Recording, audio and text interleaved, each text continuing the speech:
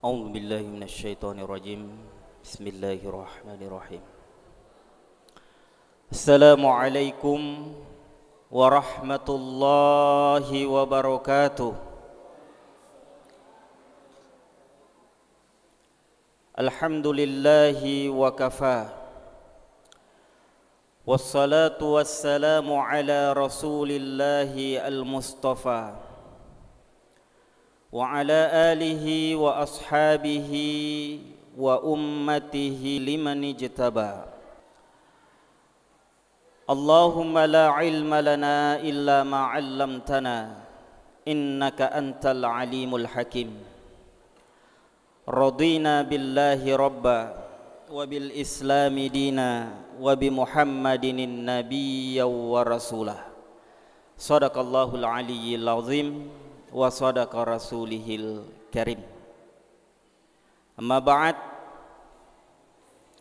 hadirin jamaah salat Aisyah yang insyaallah akan melanjutkan salat tarwih secara berjamaah. Mudah-mudahan di malam ini Allah Subhanahu wa taala senantiasa menerima segala amal ibadah yang telah kita kerjakan.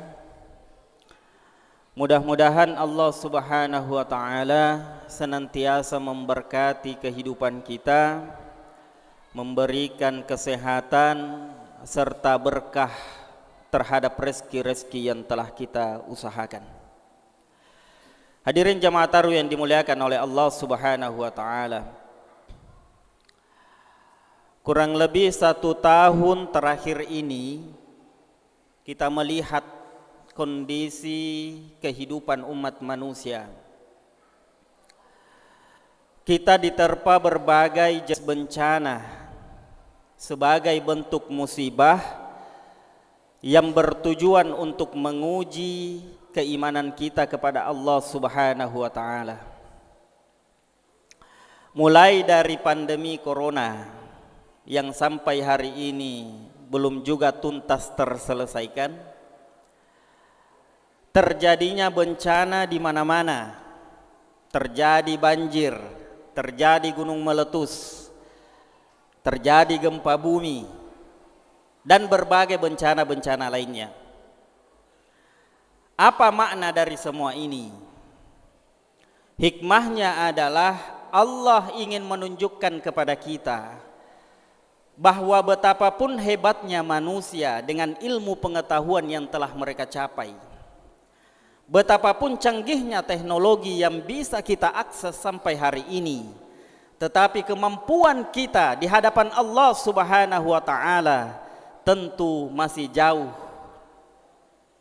Masih banyak persoalan yang tidak mampu untuk kita selesaikan kecuali hanya mengharap pertolongan dari Allah Subhanahu wa taala. Corona saja makhluk yang kecil, sampai hari ini manusia belum mampu menemukan penangkal yang benar-benar dapat meyakinkan kita.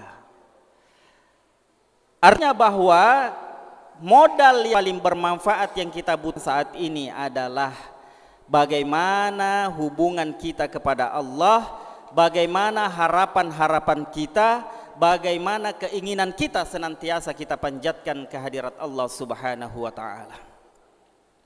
Hadirin yang dimuliakan oleh Allah Subhanahu wa taala, kalau Bapak Ibu buka Al-Qur'an, khususnya di surah Al-Baqarah, mulai dari ayat 183 sampai ayat 187,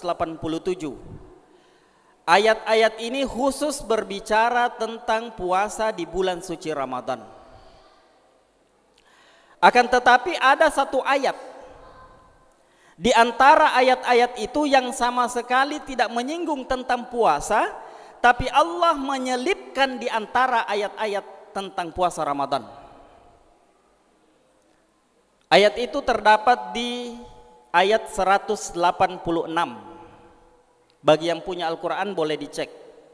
Allah Subhanahu wa ta'ala berfirman, wa idza sa'alaka ibadi anni, ya Muhammad, kalau ada hambaku yang bertanya tentang aku, fa inni qarib, kasih tahu mereka saya selalu dekat bersama mereka.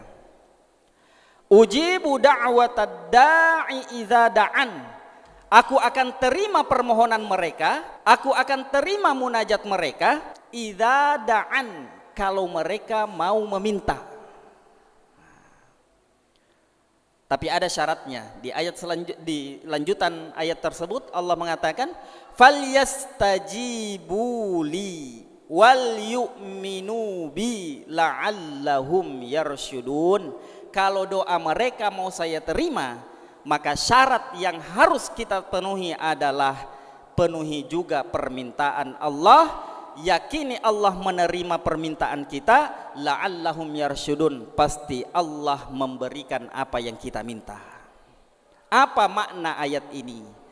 Ayat ini sebenarnya memberikan sinyal kepada kita bahwa bulan suci Ramadan bukan hanya tempat kita melaksanakan tanggung jawab sebagai hamba, bukan hanya tempat kita untuk berpuasa dan melaksanakan ibadah salat sunnah, tapi Ramadan Allah buka pintu rahmatnya, dia persilahkan kepada hambanya untuk meminta haknya sebagai hamba. Oleh karena itu Bapak Ibu yang dimuliakan oleh Allah Subhanahu wa Ta'ala, makanya selama di bulan suci Ramadan jangan lewatkan waktu sedikit pun, selalu berdoa dan memohon kepada Allah Subhanahu wa Ta'ala. Pernah suatu ketika waktu kami masih kuliah di Mesir, kami ikut pengajian. Salah seorang syekh, dia membahas tentang, pada saat itu saya kemudian mengajukan satu pertanyaan, ya syekh, da'autu ilallahi kulla yaumin wa laylah walakin lam yastajibu li. Ya syekh, ada permintaan yang selalu saya minta kepada Allah, tapi sampai saat ini Allah belum terima. Ini ada apa sebenarnya? Apa yang kurang? Syekh itu kemudian menjawab, in tada'u Allah, kalau doamu mau diterima oleh Allah, in tada'u Allah fastakmili adabiha, kalau berdoa jangan hanya sekedar meminta, tapi berdoalah dengan memenuhi adab-adabnya. Nah, ini yang kadang kita lalai Pak Ibu. Agama itu bukan hanya mengajarkan kita ritual. Agama itu bukan hanya mengajarkan kita tentang hukum. Tapi agama sebenarnya lebih mengajak kita untuk beradab, berakhlak. Makanya di setiap ibadah ada adab, ada akhlaknya. Ini yang kadang kita lalai. Kita biasa sibuk tentang hukum suatu ibadah, hanya berbicara tentang halal haramnya. Kita hanya berbicara tentang wajib sunnahnya. Kita hanya berbicara tentang mubah dan makruhnya. Tapi kita lalai adab apa yang harus kita penuhi dalam ibadah tersebut. Bagaimana adabnya doa supaya doa kita diterima oleh Allah? Di dalam beberapa tulisan Imam Al-Ghazali atau para ulama kita, misalnya Syekh Ali Jum'ah, beliau menjelaskan ada beberapa adab penting supaya doa kita diijabah oleh Allah. Yang pertama, kalau berdoa usahakan berdoalah pada tempatnya. Nah, ini penting ini. Bagaimana itu berdoa pada tempatnya? Berdoa pada tempatnya rumusnya ada di surah Al-Fatihah.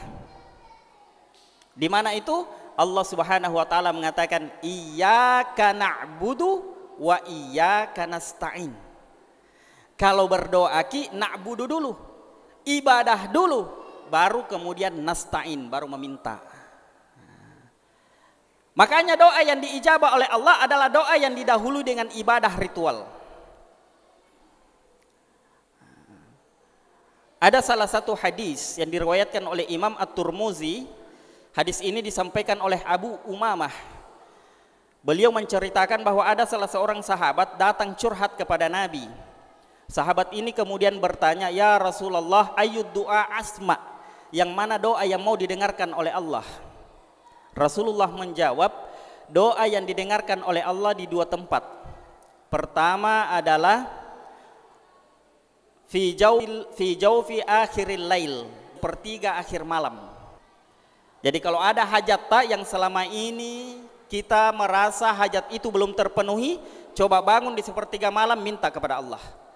Yang kedua, doa yang didengarkan oleh Allah adalah doa yang dipanjatkan fi akhiri salawatil maktubah, di setiap akhir salat fardu. Ini penting ini. Para ulama kemudian berbeda. Yang mana yang dimaksud akhir salat fardu? Ada 3 pendapat. Pendapat yang pertama, pendapat Imam Malik. Beliau mengatakan bahwa tempat akhir salat fardu diterimanya doa adalah pada saat sujud terakhir. Jadi di sujud terakhir, disitulah kita meminta kepada Allah Subhanahu wa taala.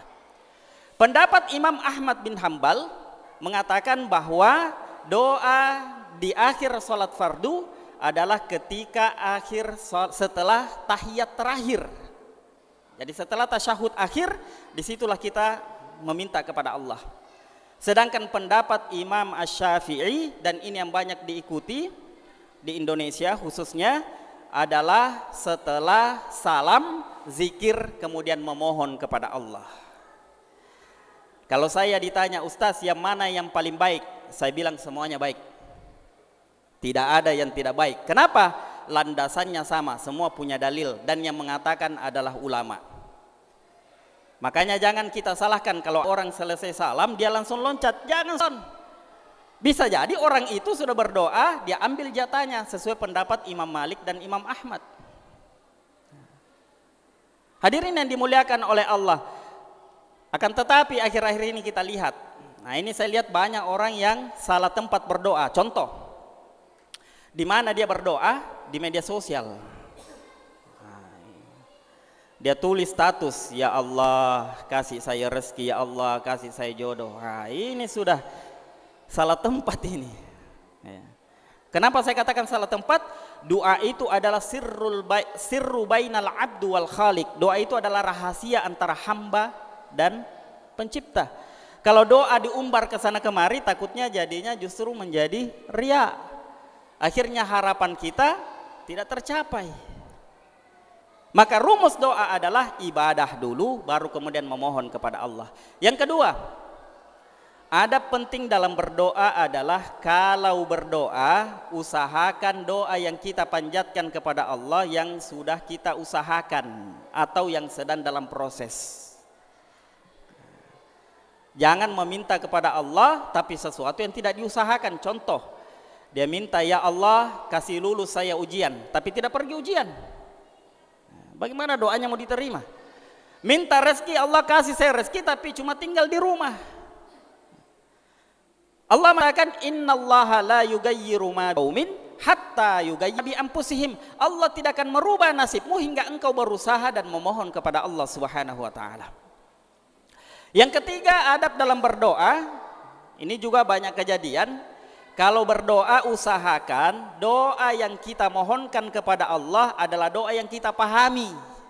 Nah, jangan juga sok-sok pakai bahasa Arab tapi tidak paham artinya. Nah, ini juga terkadang kita ya suka mengamimkan doa tapi tidak tahu ini doa apa sebenarnya. Jangan sampai orang jomblo dia minta jodoh diaminkan sama bapak-bapak. Makanya doa itu dipahami, karena kenapa? Doa itu adalah keinginan, apa yang kita inginkan, apa yang kita minta, minimal makna umumnya. Makanya saya sering menyatakan, usahakan beli buku doa kecil, doa-doa dalam Al-Quran dan Sunnah, kemudian dipahami artinya, supaya ditahu, oh ini keinginannya. Yang keempat atau yang terakhir adalah ada berdoa yang paling penting adalah sopan atau berakhlak. Mohon maaf, sering juga kita terkadang karena sudah kebelet mau doa kita diterima cepat oleh Allah, kadang kita abaikan sopan santun. Bagaimana contohnya itu Ustaz? Contohnya berdoa tapi seakan-akan memaksa Tuhan. Ini juga perlu dihindari. Contoh, berdoa minta rezeki, ya Allah kasih saya rezeki besok. Kalau tidak mau lagi sholat. Nah, ini dia paksa Tuhan ini. Yang paling parah ini anak muda biasanya kalau berdoa. karena mau sekali dapat jodoh, akhirnya dia minta kepada Allah, ya Allah, kalau memang dia adalah jodoh saya, maka tolong dekatkan. Tapi kalau dia bukan jodoh saya, maka tolong ya Allah pertimbangkan lagi. Nah, ini dia paksa Tuhan ini. Berdoa saja apa yang kita inginkan, Allah lebih tahu. Allah lebih tahu kapan waktu yang tepat doa kita diterima oleh Allah Subhanahu wa taala. Karena rumusnya sejatinya apa yang kita inginkan belum tentu itu yang terbaik bagi Allah. Tapi apa yang dikasih oleh Allah, maka yakin itulah yang terbaik bagi kita. Sebagai kesimpulan, maka mari kita gunakan bulan suci Ramadan ini, mumpung Allah masih kasih kita kesehatan, mumpung Allah masih kasih kita kekuatan beribadah, mari perbanyak memohon kepada Allah Subhanahu wa taala. Ada banyak masalah tidak bisa kita tuntaskan, tapi semua masalah bisa diselesaikan melalui bantuan Allah Subhanahu wa taala. Minallahil musta'an wa alaihi tiklan. Assalamualaikum warahmatullahi wabarakatuh.